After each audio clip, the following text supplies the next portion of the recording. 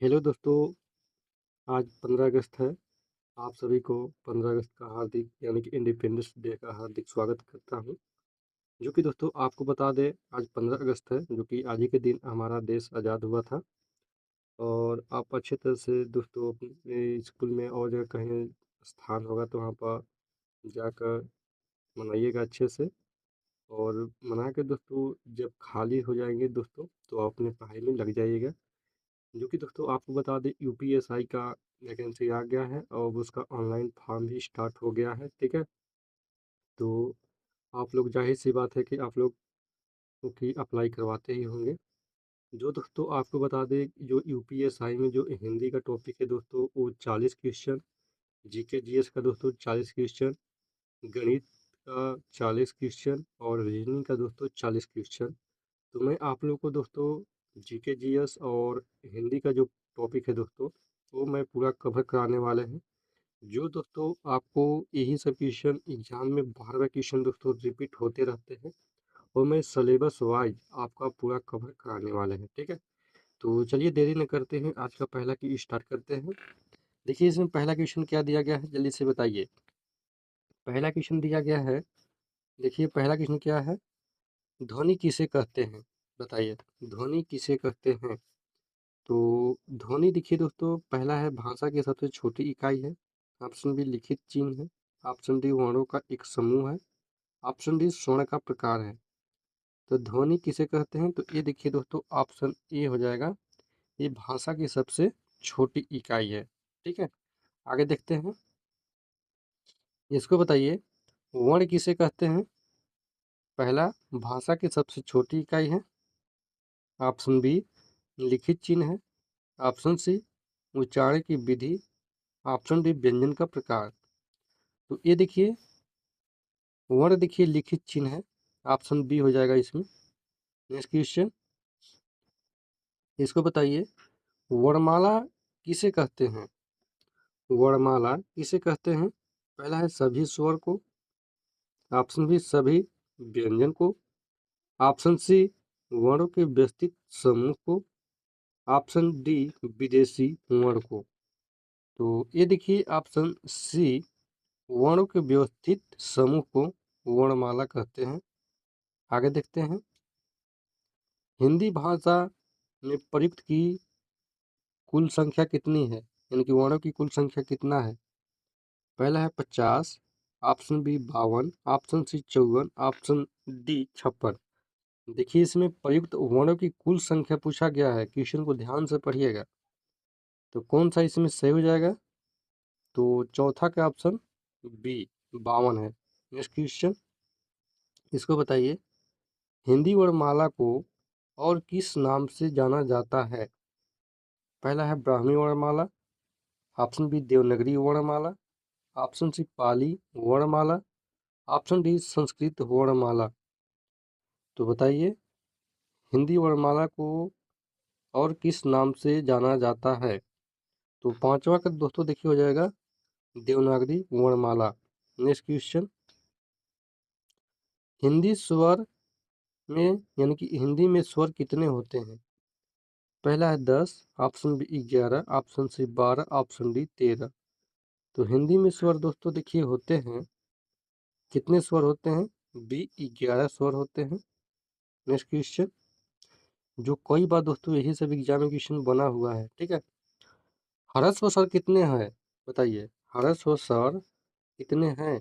पहला है 4। Option B 5। Option C 6। Option D 7। तो ह्रस्व स्वर कितने हैं, किसी को पता है जल्दी कमेंट में लिखिए। तो ऑप्शन 7 का ए हो जाएगा, 4 है।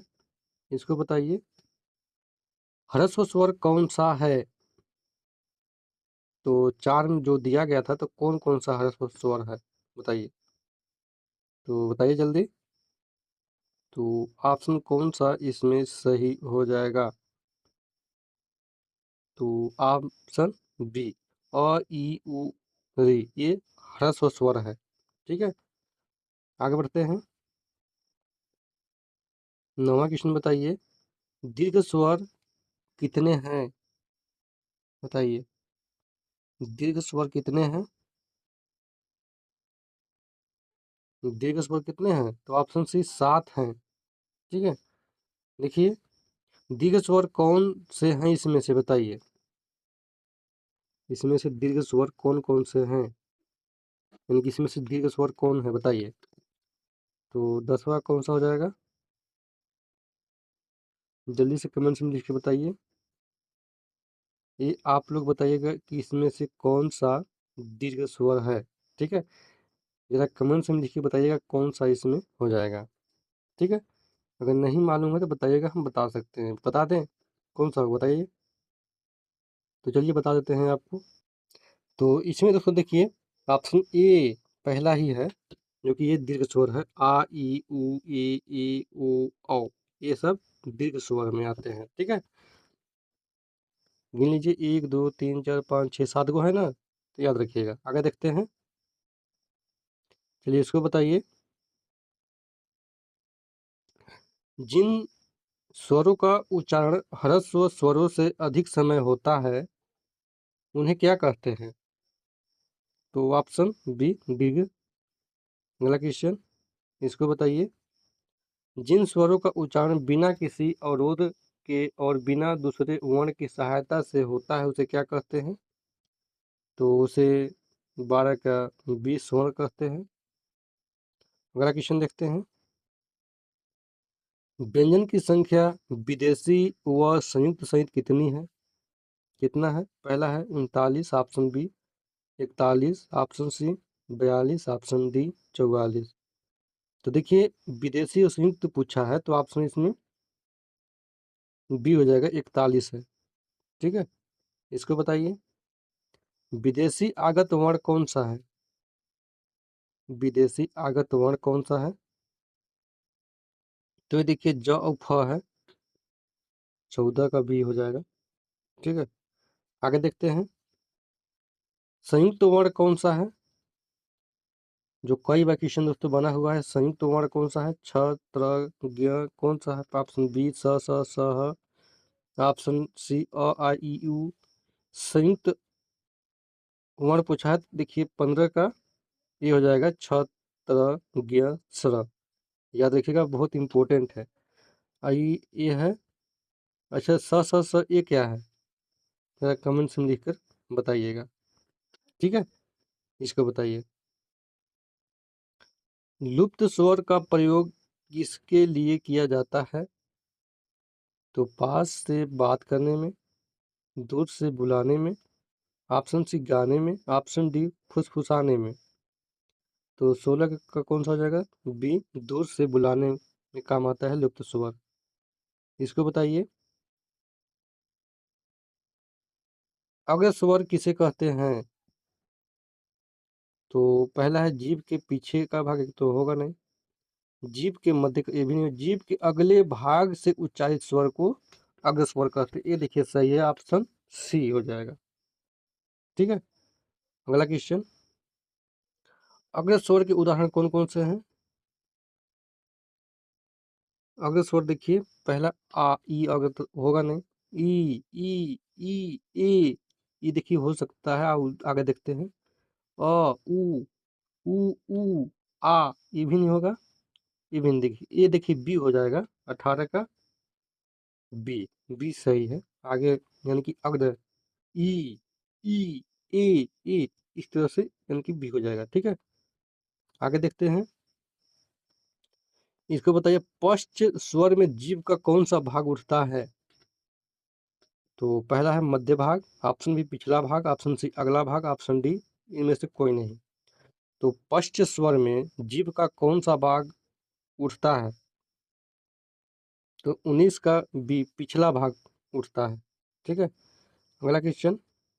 पश्च स्वर का उदाहरण कौन कौन से हैं? पश्च स्वर का उदाहरण कौन कौन से हैं? पहला है अ, पहला है आ उ ओ आ, ऑप्शन बी अ ई ए, ऑप्शन सी। यानी इसमें से कौन सा सही बताइए, जल्दी बताइए कमेंट में लिखकर। तो 20वां कौन सा हो जाएगा?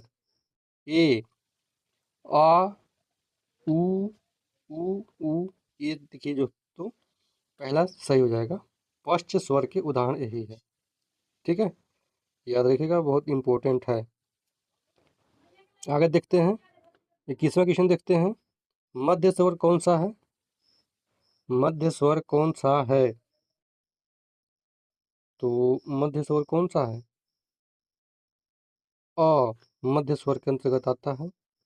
इसको बताइए। समृद्ध स्वर में मुख कितना खुलता है? समृद्ध स्वर में मुख कितना खुलता है? सबसे अधिक, ऑप्शन बी सबसे कम, ऑप्शन सी आंशिक, ऑप्शन डी बिल्कुल नहीं। तो ऑप्शन बी सबसे कम। समृद्ध का उदाहरण क्या है?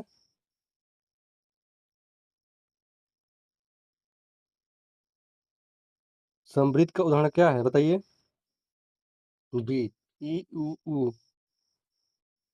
ठीक है, ई ई उ ऊ समृद्ध का विधान, जो कि ये उदाहरण है। अगला क्वेश्चन, विपरीत स्वर का उदाहरण जो कि मुख्य का है। विपरीत स्वर में मुख कौन सा है? तो विपरीत स्वर में देखिए दोस्तों, बी सबसे अधिक खुलता है। विपरीत स्वर का उदाहरण कौन सा है जो एग्जाम क्वेश्चन बना हुआ है? तो आ ई ओ है। ठीक है, आगे देखते हैं। अर्धवृत्त स्वर का उदाहरण कौन सा है? अर्धवृत्त पूछा है। अर्धविपरीत स्वर इसमें से कौन सा है? कौन सा हो जाएगा जल्दी बताइए।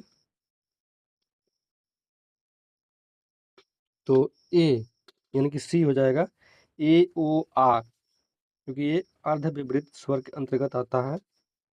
अगला क्वेश्चन, इसको बताइए। वृत्ताकार स्वर के उदाहरण कौन सा है? जल्दी बताइए।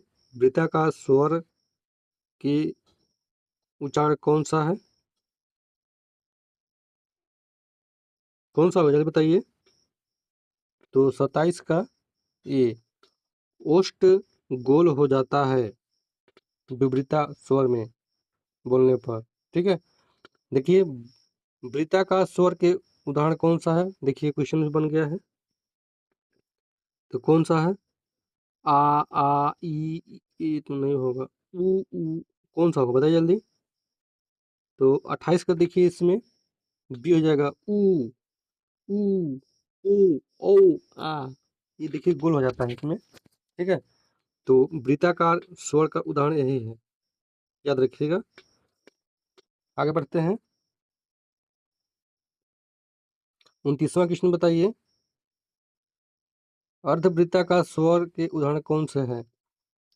अर्धवृत्ताकार स्वर के उदाहरण कौन से हैं? इसमें अर्धवृत्ताकार पूछा है, कौन सा होगा बताइए जल्दी। तो 29 का ए हो जाएगा। ठीक है, अ आ ई ए। आगे देखते हैं, इसको बताइए कौन सा हो जाएगा। री स्वर का उच्चारण हिंदी में सामान्यतः किस प्रकार होता है? तो कौन सा इसमें सही होगा बताइए। 30वां का, तो 30वां का देखिए, ये व्यंजन वर्त री की तरह। ठीक है, आगे देखते हैं 30वां क्वेश्चन। आगत स्वर आ का प्रयोग हिंदी में कहाँ से आया है? तो कहाँ से आया है? तो ये देखिए अंग्रेजी और यूरोपीय भाषाओं से आया है। 32वां क्वेश्चन, अनुनासिक स्वर में वायु क्या है? केवल मुख से निकलती है, केवल नाक से निकलती है? तो ये देखिए इसमें 32 का सी, मुख और नाक दोनों से निकलती है अनुनासिक स्वर, जो कि अंगा, आड़ा, ये सब अनुनासिक स्वर में के अंतर्गत आते हैं। ठीक है, आगे देखते हैं 33वां क्वेश्चन, जो कि लास्ट क्वेश्चन है। सांस और सांस में अंतर किस कारण है? सांस और सांस में अंतर किस कारण से है? तो इसमें देखिए सी, अनुशासिक स्वर इसमें लगा हुआ है, जो ऊपर बिंदी लगा हुआ है ना, तो अनुशासिक स्वर है। ठीक है, तो आज का वीडियो दोस्तों यहीं तक। वीडियो कैसा लगा बताइए कमेंट में लिखकर, ताकि मैं आप लोग को टॉपिक वाइज दोस्तों पूरा हिंदी का कवर कराने वाला है। ठीक है? तो बताइए कमेंट्स में लिखकर। तो ठीक है, नमस्कार, धन्यवाद।